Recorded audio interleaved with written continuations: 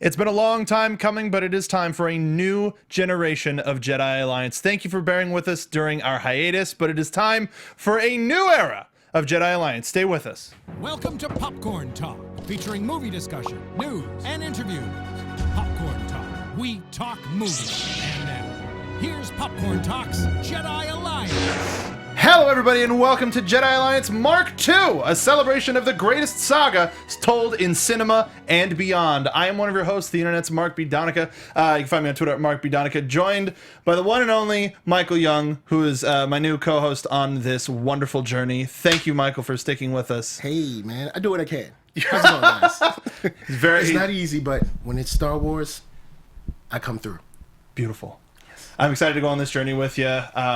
It's going to be fun. It's going to be a good time. And joining us tonight on the ones and twos, I am referring to her as Human Chat Roll Relations. She is Brianna Phipps, or if she had a droid call, I think it'd be BP14 if you were a droid number. Welcome to the show, Brianna. Thank you guys for having me. And you're one of my favorite things about you is you go through the struggle of having a significant other in your life that isn't familiar with the Star Wars movies.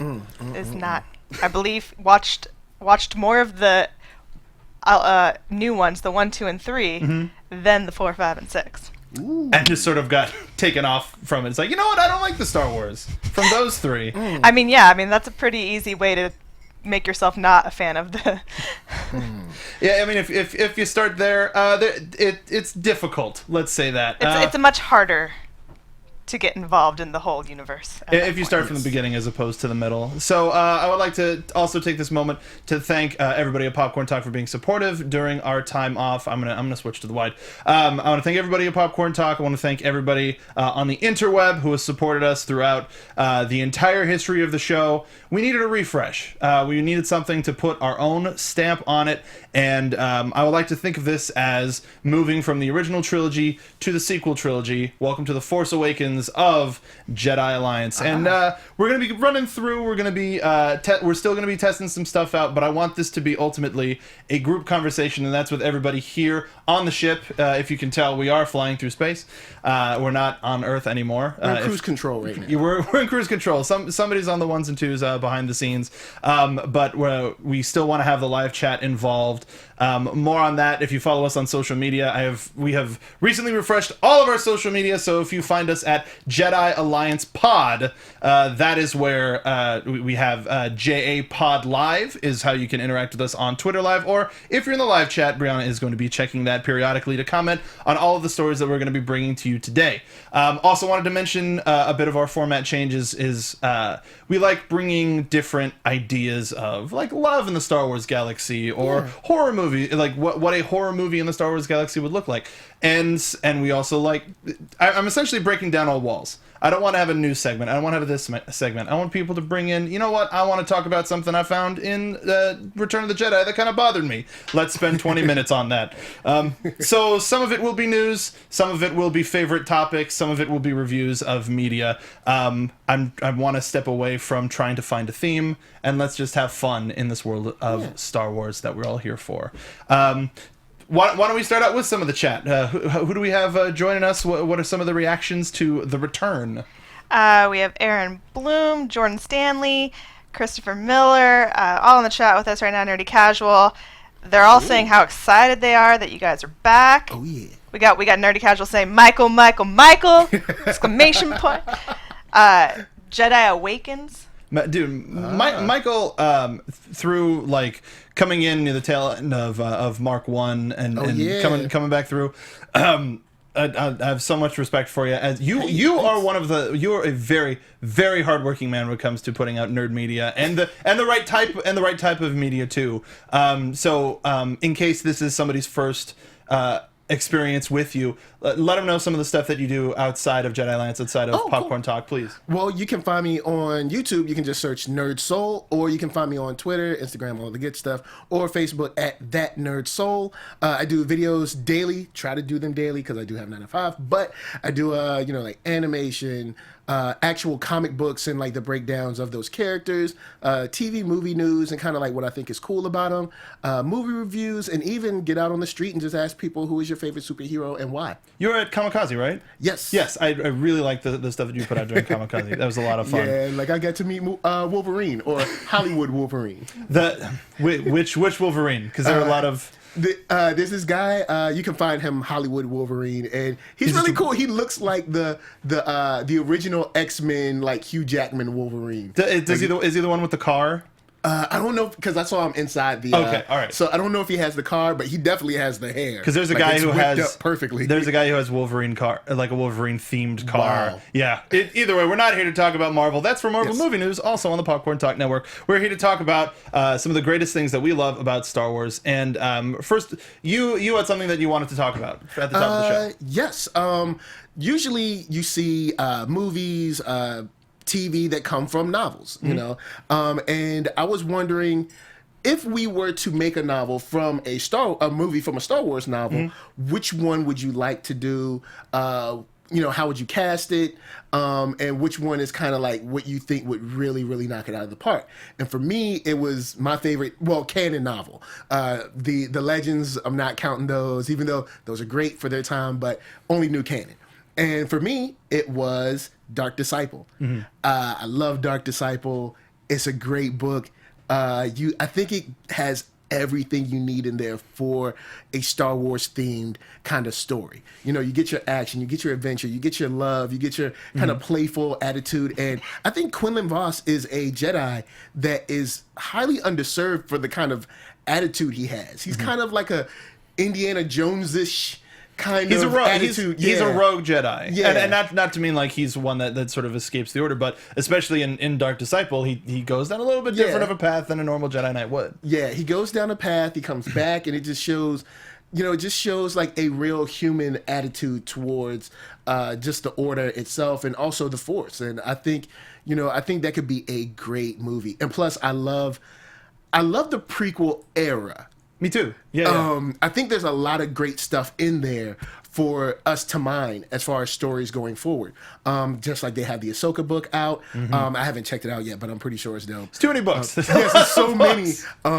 I've been trying to get through, like my third time trying to get through Aftermath, but I think I'm just gonna I think I'm gonna just give up on that. Oh, come on. But Dark Disciple, you have this great love story with. Maybe should I say spoilers? Maybe. I mean, we already showed a picture. Well, yeah. So if folks are watching us on video, I'll stay general about it. You have Ventress, you have the Order, and you have Quinlan Vos, and they end up having similar, I guess you could say, ideas about what they need to do with Count Dooku, and it just shows their path and their tale colliding with Quinlan Vos, and there's this whimsical emotion that comes through, and it just deals with their past and their future together. And I think it would be really, really cool to see on screen. I think it'd be really, really cool to see on screen. I mean, you said there's action, there's adventure, there's romance, but do you think that do you have a director in mind? Do you have somebody that who could encapsulate all of that and make it palatable for an audience that may not be familiar with either of these characters? I think Ava DuVernay could do it. I think she handles characters. Can't just throw out Ava now. You can. I think she handles characters really well because there's going to be stunt coordinators and people that do the action anyway. So you can have her really handle and deal with the relationship between her and Quinlan, and also the relationship between Mace Windu, Yoda, and the plan that they've put in motion. Yeah, and how they feel about that plan.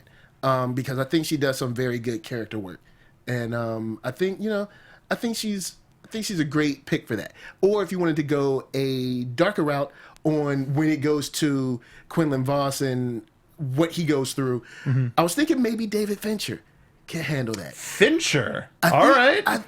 So those are my two directors that I think can handle that. As far as the actors, that's kind of, I think once you have a great script and a great director, any actors that are really good could serve it. So, I mean, you could potentially, well, I guess like you would newcomers? have Samuel Jackson come back and do a small role. Yoda is kind of a puppet, or so I guess. But you would still need Frank the voice. Oz. Yeah, you would need the voice for Frank Oz.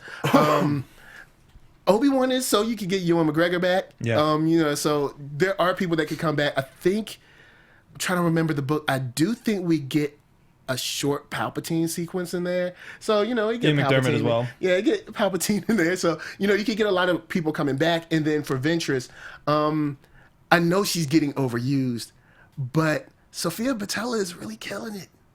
Like, she's really killing it. From the she was on Trek. She's also going to be on I cannot think of the new film, but she was in Kingsman. She had the legs. Okay, yeah. So she could be Ventress. I think she has the physicality, and you know she can fight, or you know I guess it's movies, so fake fight. But you know, But still, yeah. no, I think there has to be that level of believability, and seeing what she could do in Kingsman. Yeah. I can see her making that additional I think she'd be stretch great. to Asajj. The thing about I don't know who to cast as Quinlan though. Lenny Kravitz. He's been doing a lot of acting lately. He has been on the low as an actor, like doing these small character parts. You know. And he's a part of a big franchise with I was about to say Fallen Stars with Hunger Games. Hunger Games, yeah. So you know what? I'm not hating that idea. I'm really not hating that idea because I was trying to think of someone who could be lovable but also be kind of like, you know, he tips on the line of dark sidishness. you can see him and go, that guy can get up to some trouble. Yeah. Like we love him, but you know, he could screw some things up. So you know what, Lenny can work. I think, you know what? Let's Disney. Let's get this going. Let's throw it to Lenny. Brand, is anybody in the chat bringing anything up about Dark Disciple? Not Dark Disciple. We have a lot of people looking for Lost Stars. Ooh. Funny you should say that. I'm pick? not even looking at the chat, so wasn't even looking for a transition. But 100%, Lost Stars. See, I haven't got to it me. yet, so I will bring you my copy, and you got to read that. Dude, like because it frames a love story in the familiar territory of the original trilogy, with a little bit before and a little bit after. A little bit on Jakku, a little bit at like a state dinner where people are meeting Princess Leia for the first time. Yeah, it's super cool. Get some Leia in there. That's cool. Yeah, and so you can, though that would be kind of weird. Like let's bring her back. Nope, not for a flashback. It is straight up like that. The reason why Fault in Our Stars is in our brain because It reminds me of sort of a star-crossed lovers as they both meet in the Imperial Academy, and one of them decides, you know what, maybe this isn't the right thing for me, and joins the Rebels. So, and I'm not being super specific on who that is and which characters it is, but it would be... It would be pretty huge. Sienna Rey and Thane Carell are the main two characters. They grow up on the same planet, Jalukan. And one of the shadiest moments that makes me love Grand Moff Tarkin even more, where he's the one that essentially inspires them to go into Imperial pilot training from when they were kids. Just like, look at you little kids. Like, the rebels suck. They're trying to blow up the planet. You should come and help everybody else out. And they're like, gee, gosh, sir, we sure will. And it's like, got him. But Tarkin. So for that, I think you can have some of the big set. I mean, some of the big set pieces are there, but they're used. It's sort of like, wow, did you hear about the Death Star? Like you're there for the Battle of the Battle of Yavin. So for the main two characters for Sienna Rey, I'm thinking Gugu Mbatha Raw, who fits the profile of Sienna pretty well, and she can just bring it. Yeah, she's been doing her thing for a minute. Like she was on the show Undercovers. Doctor Who. Doctor Who. If anybody's watching Black Mirror from this last season, she was in Junipero. Was that the name? San Junipero. San Junipero.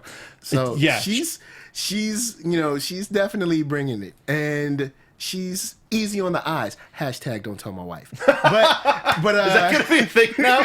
We got two married men up on the table. We'll be like, # don't tell my wife. Fine. You want to keep going with # don't tell my wife? Thane Carell on Kit Harington from Game of Thrones, who's kind of got that baby face, who feels like he can take on the Empire all by himself, and he hasn't quite made the jump to movies, but he brings a sort of gravitas to him, and a hero quality that I think could work. And something that's great about stories like this is that you get more of an ensemble kind of feel. So he wouldn't have to carry it, she wouldn't have to carry it.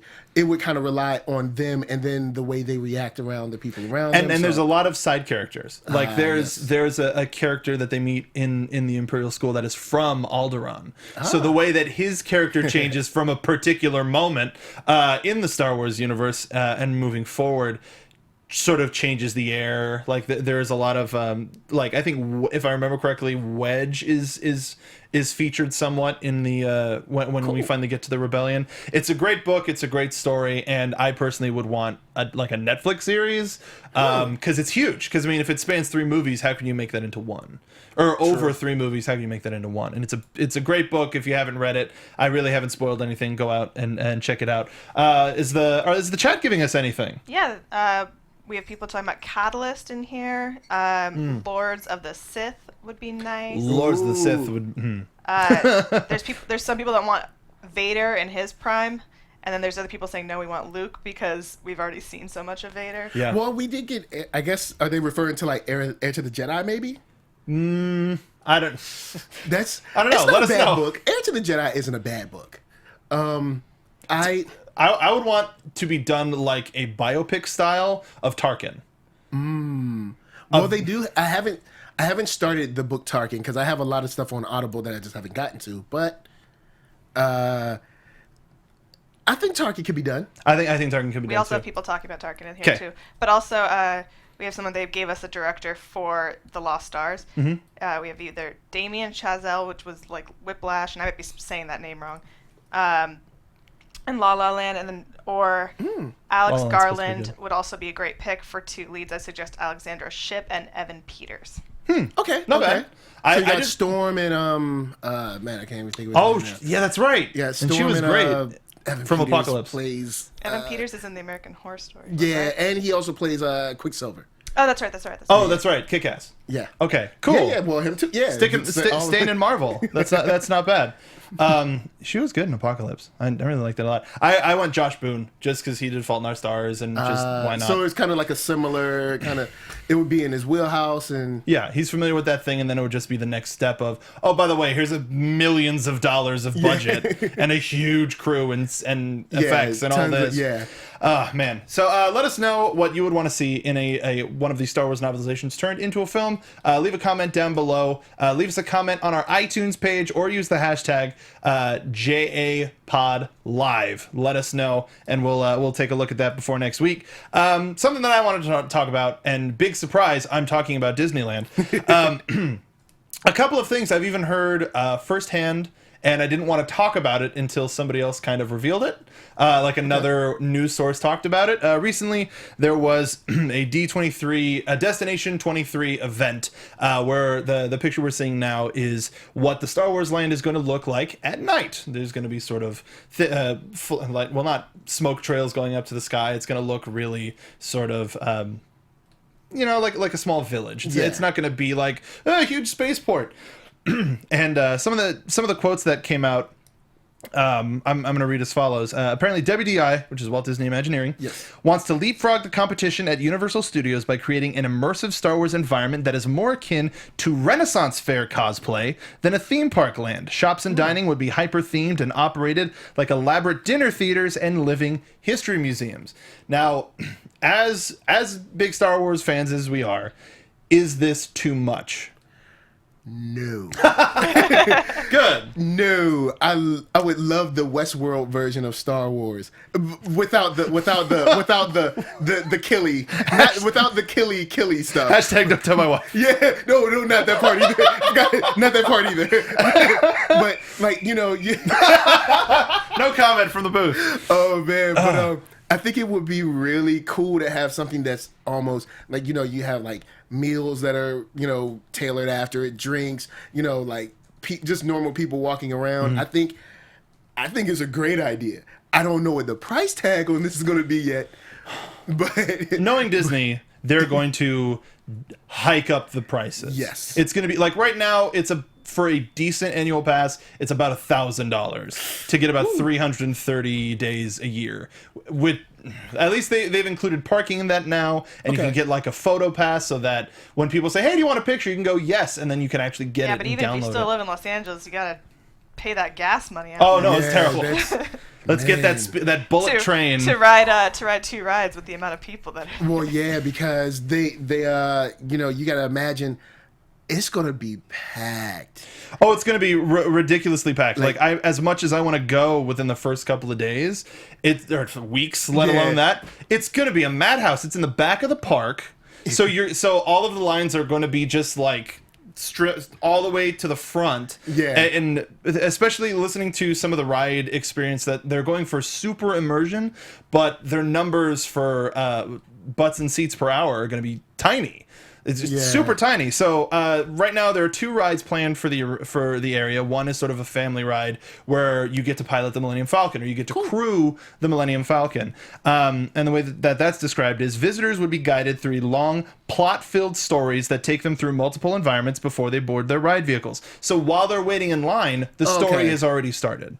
So you kind of you're not just standing in line. You're kind of killing time. Well, to a certain degree. Have you been to Disneyland yet? No, I've been to Disney World, but not Land. Disneyland kind of does it a little bit better than the Disneyland inside Disney World, at least. I haven't been to all the parks. Yeah, I haven't been to all the parks at Disney World, but because they that's really all they are. Like, their lines are so immersive with detail. Mm-hmm. Okay. It started with the Indiana Jones ride, where you walk through the temple, you see symbols that you're going to recognize in the ride itself. So it's sort of like that, but you do have to get inside in order to start. So it'll take a little while for the first couple of months to get there. In the case of the Millennium Falcon ride, codenamed Big Bird, the experience would involve moving between multiple pre-show theaters, setting up the plot, and what tasks you must complete once you board the Falcon and launch into space. And if you fail at your assigned tasks, a happy ending is not guaranteed. So it looks like there are going to be multiple endings, multiple experiences that you can have. Star Tours. Like Star Tours. Okay. Mm-hmm. And speaking of Star Tours, they announced, like they did with Episode 7, there's going to be an Episode 8 themed excursion, much like there was for Episode 7 with Finn showing up. That was so cool. You got to help them escape from the TIE fighters in the Millennium Falcon, which is really cool. Very cool. Super cool. And then the coolest thing, I mean, some may argue the coolest thing, is their big First Order escape ride is going to be multi-tiered. It's going to be wireless and trackless ride system. So that means you're just going to see a transport and there's going to be nothing. So the idea is you get on this ride and then, oh, hey, the First Order's coming. We got to run. And then it gets you to a point in the ride where you have to get out and you see First Order coming after you, and you've got to go. You gotta flip and go. And that could be cool. It could be really cool, but you could also have somebody, you know, I mean, speaking for myself, who may not be as physically fit as desired, and as some Star Wars fans may or may not be. It's just like, hold on, I'm gonna walk. Y'all hold up. You just take your time. You go ahead. I got you. I'll keep up the rear. We have a lot of want in the chat for a adult themed bar area. That's the one issue is Disneyland. He doesn't like you either. I don't like you either. That's the one thing about Disneyland proper, is Walt never wanted it to be a regular theme park where people could drink. That's why there's only one place. So however, because California Adventure does allow drinking, and they are changing Tower of Terror to Guardians of the Galaxy, which is also you know what, star themed and space themed.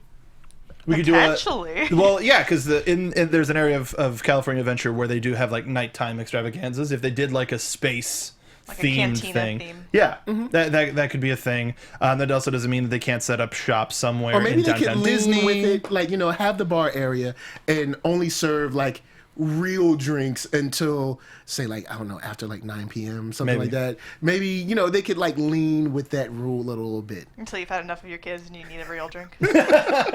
Man, when you go to other theme parks and you just see parents with like 2-3 beers, just like, man, it's been a long day for you. The last thing that I'll say about the Star Wars Land before we get to, we're going to talk about the Rogue One press conference that happened today. Oh, yes. They said that there are going to be over 150 animatronic stormtrooper characters in this ride. That's a lot. That also does not include, they're going to have creatures, they're going to have like of varying sizes. It's going to be a technological marvel. Excuse the Marvel pun. But I can't. I can believe that Disney is spending all this money on it. What I can't believe is how they're expecting so few people to get through there. Maybe people will be happier with the like kind of like hanging out vibe kind of areas. Maybe that's what the idea is. Because you will be, the good thing about this, even though you'll be waiting with people that love Star Wars. You know, just the conversations that'll just happen, just, you know, you're hanging out. Like, hey, you know what? Why did this character die? They should have kept this character. And then you could just have this conversation, and then like 20 minutes, you're like, oh, cool, I'm about to get on the ride. And then, About you know. 20 minutes, yeah. Well, you 20 haven't, minutes. You haven't been yet. I'm being very I'm nice. like, It's probably going to be 20 like, minutes. it's going to be like an hour and 20 minutes It's- before you What get a to the dream door. world where you can wait 20 minutes. When they reopened Pirates of the Caribbean with the new movie-based characters, we went on day one, and the line was to the front gate, which is a huge line. And that line moves fast, but we were in that line for about 2.5 hours, and the ride it's fast. It seats a lot of people, it's and it fast to get cycles in them and out. through. Yeah. So, and it's a long ride, so it can handle a lot of people. Nuts. I Absolutely wonder if crazy. they're planning on doing something If you like... want 20 minutes, go to Astro Blaster. Astro Oh, Blasters. man. That Buzz Lightyear. I wonder if they're planning on doing like a Fireworks laser show? tag kind of thing. You know, that could be kind of cool. Like Rebels and Stormtroopers, I wonder. Maybe like a VR thing where everybody's kind of like standing on the pod and they're just like running, but they're in one place and you have your VR on. Well, Maybe they could do something like that. I actually did. Zach in the booth. Oh. What up, Zach? I actually did hear Disney patented a theme park attraction that would have drones that were shooting lasers to lightsaber lightsabers that you're holding. And that they patented a technology that would connect the two so that they could shoot lasers in fog and that you would have to deflect with your lightsaber. So they have a thing there called the Jedi Training Academy. So it would be an upgraded version of that, to where they could have the drones hidden and people would actually have to deflect the lasers like Luke did in Episode 4. What is our wonderful chat saying, Brianna? Someone in the chat wants to know if there is anyone knows any news about Disney buying Netflix. Does anyone have any news on that? It was just a rumor. It was a rumor, but it hasn't been confirmed yet. It sounds like it could be good money, you know, as far as Disney's concerned, because they have so much of their content on there already. They're pushing more of their content to it, so it sounds like a good idea for them. But no one has really said, from Disney at least, that this is real. But it could be like Young Justice. It was a rumor for a second, then Warner Brothers was like, it's happening. So, you never know. And that was a long time. Yeah. That was a long time. Yeah. And Disney has been making Netflix a lot of money as if they didn't have to already. Yeah. So I wonder what that would do to Netflix's other contracts in terms of having stuff from Fox, having stuff from Warner Brothers. I wonder what it would do to the original content as well. I mean, yeah. Does that make Arrested Ooh, Development Disney? You know, does that make Orange is the New Black Disney? That's a good point. I never thought about it, because Disney is, for better or for worse, Disney is very family oriented. They do dip into, I guess, couple dangerous situations, but it stays mostly above board. Yeah. And very, you know, digestible, and it's not too dangerous and bloody and this, that, and the third. But how would House of Cards work on that? Add a couple Muppets, you'd be fine. And then just have the same actors voice them. And it'll be fine. It'll give an entirely different life. Ah, goodness. So we're going to go on to our last topic of the day, which is going to be the Rogue One press conference that just occurred earlier today. Yes. Or was that last night? I believe it was this morning. Yeah, okay, that's what I thought. It was this morning. Depending on where you live. Depending on where you are. It might be tomorrow. Shout out to our UK listeners who are not listening live. But a lot of fun stuff happened out of this. They showed 23 minutes of footage, and I would assume all in sequence in the first 23 minutes. Yes. And then they had various members of the cast and crew up and out for a couple of different fan Q&A sections. And so there was a couple of cool things to come out of here that weren't too spoilery, but it's this is the type of stuff that I like in prep for a movie, is hearing about the behind the scenes stuff that informs the viewing, as opposed to, hey, look, here's a character that you didn't know was going to be here. Whoa, crazy, just come and watch the movie. No, we're 2 weeks out. some of us a little bit less. We're 2 weeks out, and like finding out that George Lucas showed, like, Gareth Edwards said that George pulled him aside. He got a chance to watch the movie, and he didn't say exactly what he said, but it was the best review that he could have hoped for. Yeah, I think he said he could die a happy man or something like that. And that's kind of cool because, yes, George Lucas sold the property, but George Lucas is the reason this show exists. Mm-hmm. So, like, if you make the movie, it's kind of like, so what do you think? it's like, oh yes. It's like, Dad, are you proud of me? Yeah. It's like, oh, thank God, yes. And my favorite thing is he was like, that was the only review that mattered. No offense to any of you, but come on. It's like, hey, George Lucas thought it was cool, so know what's up? You know, I'm not worried about Rotten Tomatoes now. Yeah, no. And they also sort of quote unquote confirmed that they're not planning on a Rogue One sequel. The person has questions said Rogue 2. It's like, no, it's a call sign. It's not whatever. Yeah, it's Rogue One. Everyone that I guess knows about this story, at least even slightly, would know that probably most of these characters are going to meet their end, or they're probably going to just go off and not come back because of what happens in episode 4. I mean, technically episode 4 is like the continuation of this story. And they had a mission and then episode 4 happened. There's no really, what would Rogue 2 do? Rogue One 2.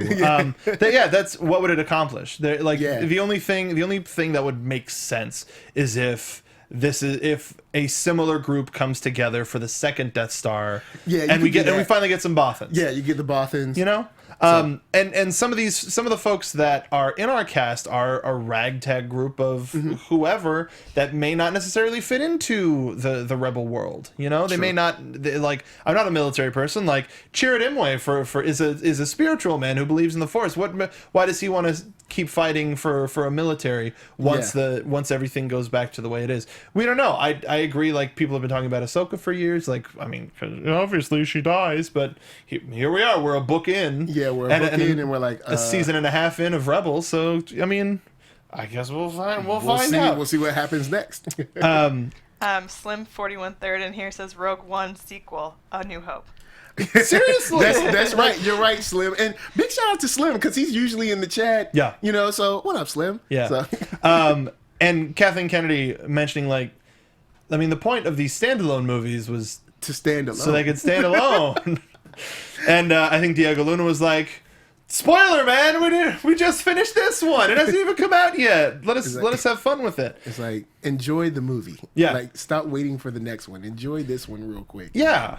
Like, that's what I liked about Fantastic Beasts, is even though it was announced it's going to be a 5-movie series. Yeah, which I'm like, whoa. That's a lot to announce, like, before the first movie's even out. Yeah. And then coming out of the movie, it had a beginning, it had a middle, it had an end, it had a kind of an indication of where things were going to going, but that story was a complete story. You don't have to sit in anticipation for however many years. Exactly. It wasn't it wasn't like the new villain got revealed. It was, you mean so it didn't end like this? And then... No, it didn't end like that. It ended with... There was no cliffhanger. If anything, the goodbye was, like, strung out like a moaf. It was just like... I mean, I guess I'll see you later. Wait, hold on. And it's like, no, just okay. It's cute. This is adorable. But just enjoy the movies you got, man. Like, go see the movie. It's gonna be fun.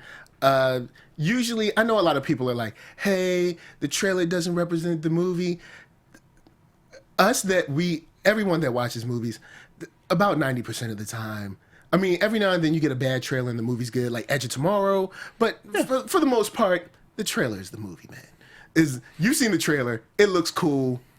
Get a large popcorn and get in there. That's why it's like, I saw the trailer and it's like, okay, I'm in. I don't need to see any other trailers. Yeah, it's like, I got this. This is what I need. As if us sitting here in this room are like, another Star Wars? I'll think about it. We'll see. I don't know, man. Calm it down. Maybe if it gets a couple weeks ahead, maybe I'll think about it. We'll see if I can get a group together. I'll get my newspaper and see what they say. I'll get on my BlackBerry and like something.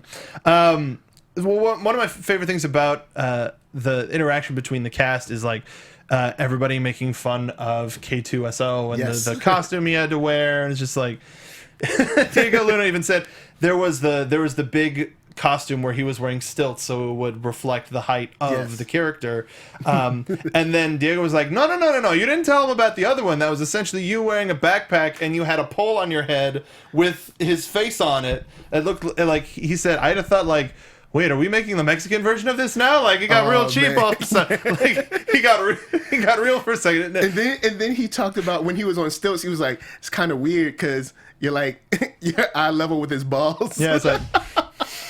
It's just like everybody started dying Tell me, laughing. Jen. And that's another thing with Alan Tudyk. Apparently, he was given free reign to improv as much as he could, which is even more difficult for a CG character because then that's extra stuff you have to capture. I guess it was a little freer because since he doesn't really have a mouth, you don't have to try to match that. So it's a little freer. He doesn't. You don't have to work with like timing the lips and all of that. It's just like a regular mask face. If mask face is not a term already, mask face. Hashtag don't tell my mask face. Yes. So and it's letting actors improv is something that's sort of happened a little bit. I mean, there's the famous story that I Love You, I Know came from Harrison Ford, and of course the Indiana Jones scene with the gun and the sword fight came from Harrison Ford, but for an entire character's performance throughout, as opposed to just one or a couple scenes. That's big for a franchise like Star Wars. That's a pretty big gamble.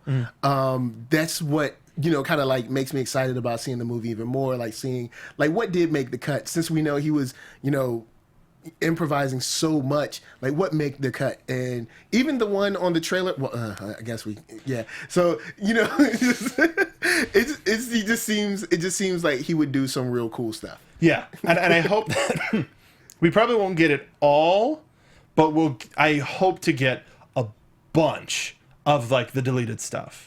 Yes, because I'm sure there might be some stuff that isn't necessarily family friendly, and that's the stuff everybody would want to see. Yes, but they wouldn't put that on a DVD. Unfortunately, I don't think. Nah, but hopefully this time when we get deleted scenes, Disney, please give us more than like 5 or 7 minutes of deleted scenes. Like give us give us all of them. Give us because remember one thing about the prequels, even though the prequels have their challenges, their special effects, special editions, with all the behind the scenes, it was like hours of content that you could get, it was like a documentary pretty much talking about how they made it and stuff, and it was really cool for Star Wars nerdy people.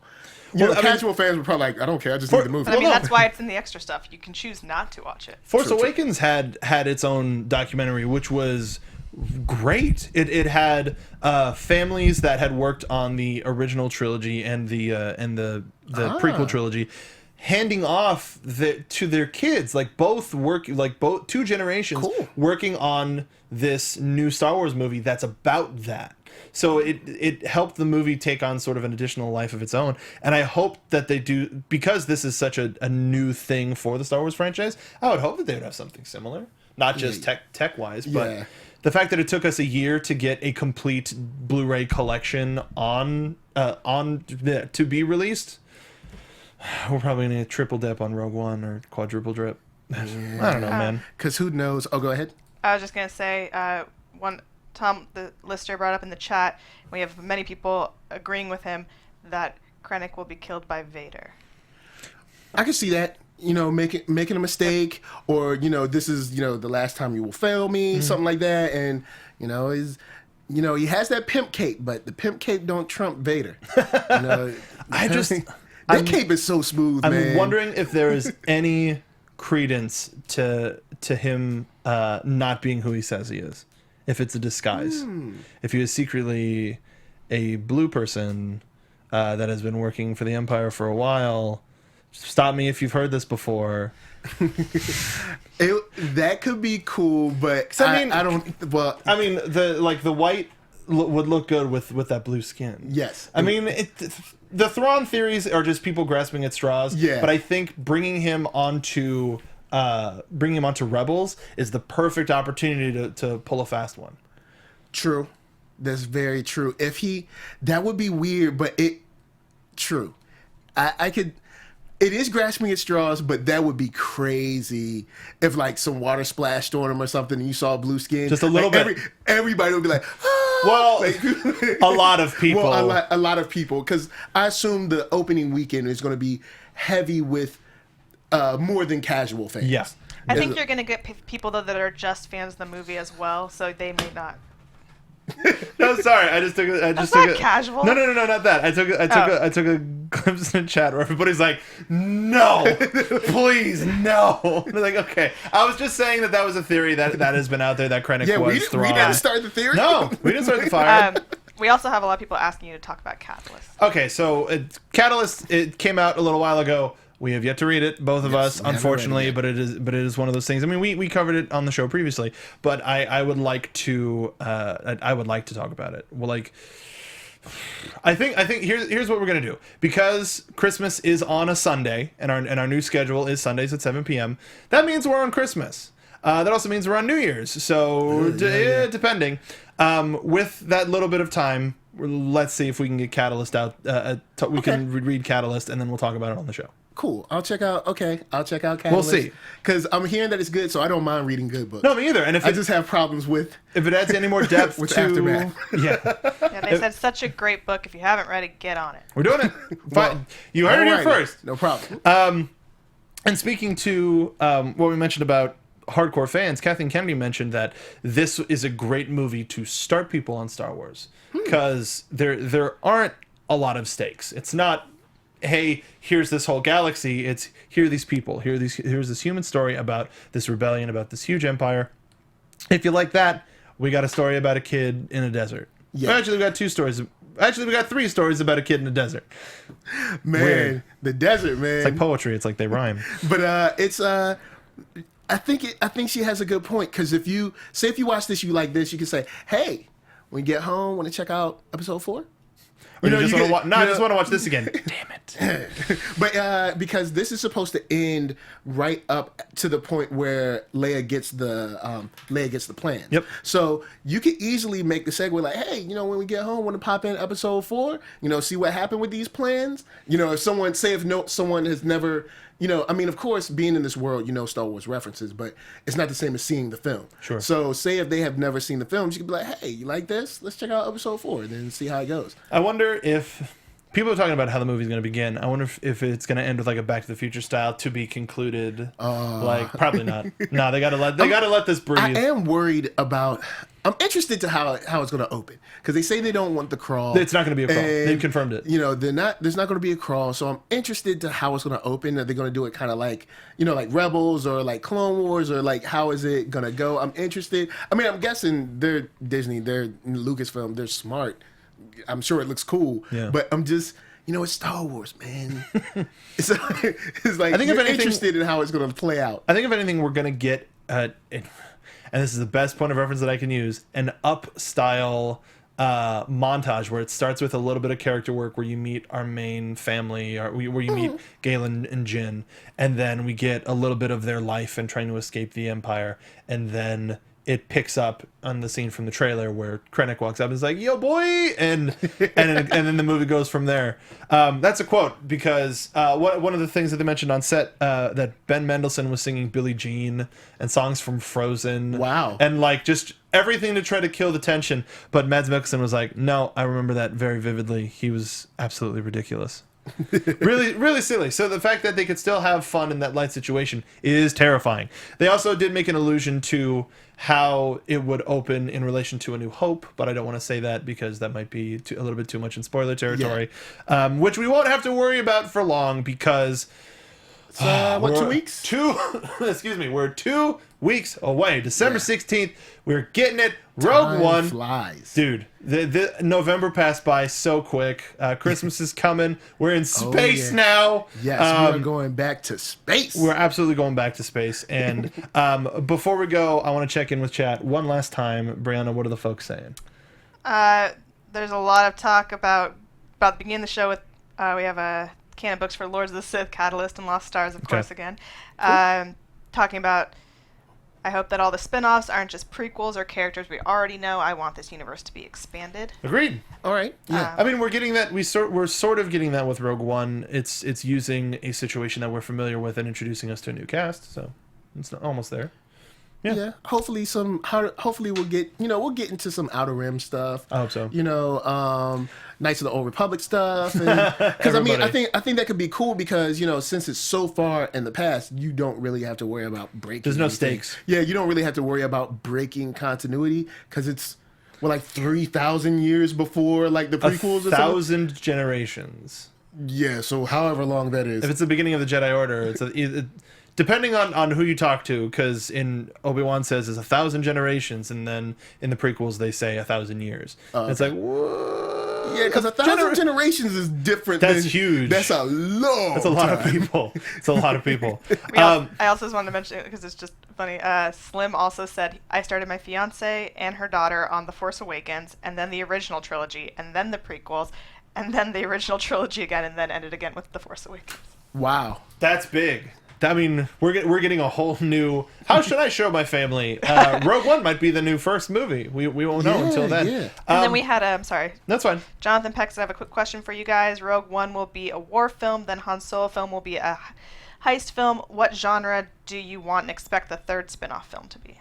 Romance. I'm going for a mafia type kind of thing in the Outer Rim with Black Sun and the Hutts and some but since it's Disney, I don't know how rough we can get, but I think that would be cool. Something that isn't Jedi heavy, just something that, kind of like a Sopranos or something like out there and just dealing with a Godfather. And kind of like Hut a situation where like the Empire can't really impose on them too much because it's too far out, And I know they wanted to make original movies, but we're still both holding out for our movies. Let us know again down below, or find us on Twitter and let us know what new canon novelization you want to see turned into a movie. But that's it for this return episode of Jedi Alliance. We will be back next week, Sunday at 7 p.m. Pacific Standard Time. Thank you so much for sticking with us. Before we go, though, Brianna, where can the folks find you on Twitter if they want to talk Star Wars? You guys can find me at bfips14 on Twitter and Instagram. Michael. And you can find me at One Youngster, which is ONEYOUNGSTA. Love it. And you can find me on Twitter at Mark B. Donica. You can find all of us at Jedi Alliance Pod. You can find us on Instagram at Jedi Alliance Pod. Find us on Facebook. We are still going to be calling for stuff from the audience. We're trying to focus heavy on the live audience, but our post-live audience, don't think we forgot you, because we're going to involve you in a big way. Make sure you subscribe to us here on the Popcorn Talk Network. Make sure you follow us on Twitter at Jedi Alliance Pod. And also follow the Popcorn Talk on Twitter at the Popcorn Talk. Until then, though, thank you so much, everybody, for joining us, and we will see you next week on Jedi Alliance.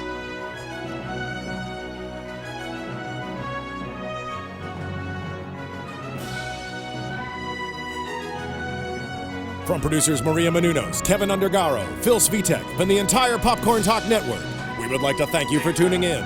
For questions or comments, be sure to visit popcorntalk.com. I'm Sir Richard Wentworth, and this has been a presentation of the Popcorn Talk Network. The views expressed herein are those of the hosts only and do not necessarily reflect the views of the Popcorn Talk Network or its owners or principals.